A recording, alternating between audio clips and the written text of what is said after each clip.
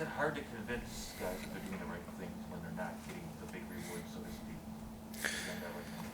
Is that I think it can definitely creep into guys' minds for sure. You just have to trust the process and trust that you're doing the right things and it's going to turn. And I thought last night was a great example of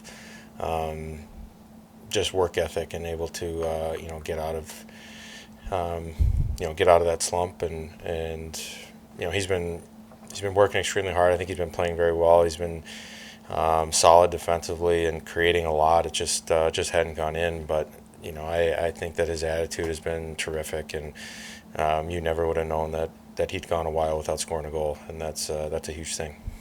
You look at all the young guys on the team; they're obviously different, but is there any common trait you see in all of them that maybe ties them all together? I don't know, the way that they care about each other and love the game. They really just enjoy hockey and playing and talking about the game, talking about the league, players in the league, talking about things that they see to get better and just bouncing stuff off each other and then ribbing each other too and having a good time. It's just a really good group of young men, and it's going to be fun to watch them grow throughout the years. Kyle, this week's road trip. It's a little different. You're facing some of these top teams. How do you want your team to prepare for it, handle it, and continue to build consistency after last night's win? Well, I think we've been playing pretty well for the past month and a bit, and we played some pretty good hockey teams in that stretch as well. And obviously we got 4 games here on the road that are all going to be tough, and they're all good teams. But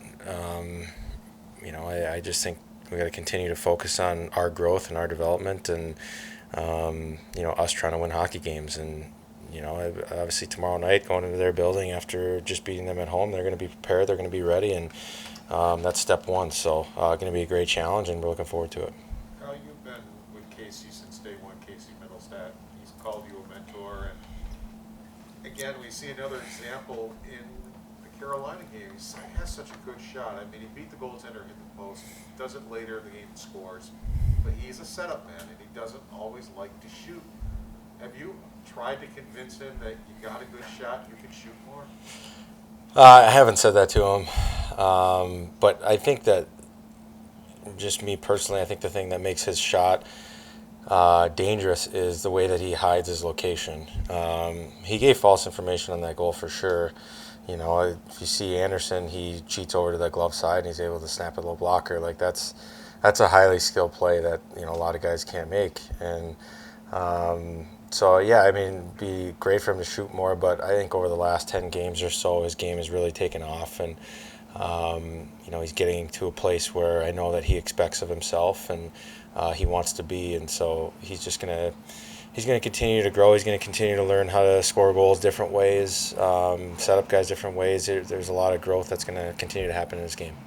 How much of your success since March 1st has been, there's no superstar, but there's 4 lines, and any one of the 4 lines can hurt you. I mean, you guys have scored. I can pick out any of the guys in the lines. How much does that help you where the scoring comes from all over on the team? It definitely helps. I think we've been dangerous from the back end too. Defense getting up in the plays and creating opportunities, and I think Mitzi's line has really been good the last few games, especially. And then with us, you kind of know what you're going to get most nights, or we're going to work, and sometimes we're going to score a greasy one. Tomer and Skinny and Tucky have obviously been explosive and driving the bus for us all year up front. And then you had Krebs' playmaking ability with Dylan's work ethic and Vinny's speed and his tenacity. Like, those are lines that can pop at any moment. And I think that when we're playing well defensively and when we're getting pucks back quickly, all of our lines are really dangerous. I think you mentioned carryover the other day, how usually it might not translate year to year, but this feels different. Why does it feel different? Just feels like we're planting the roots a little bit deeper this year, and